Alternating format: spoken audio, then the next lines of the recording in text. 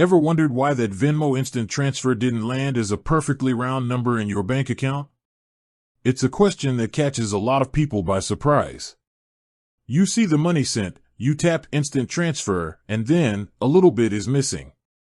The convenience of instant cash comes at a cost, and that cost is a fee. So, let's break it down. What exactly are Venmo's instant transfer fees? It's a 1.75% fee on the amount you're transferring. Now, there are some important details to keep in mind. There's a minimum fee of 25 cents and a maximum of $25.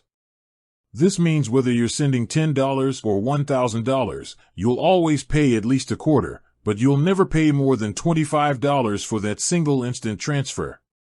The fee is automatically deducted from the amount you're sending, which is why your final deposit amount is always a little less than you expected. Now, if you want to avoid this fee entirely, there's a simple solution: the standard transfer. This is the free option. The trade-off? You have to be patient. A standard transfer typically takes 1 to 3 business days to hit your bank account. So, if you're not in a hurry and can plan ahead, you can save that money. The choice is really about convenience versus cost.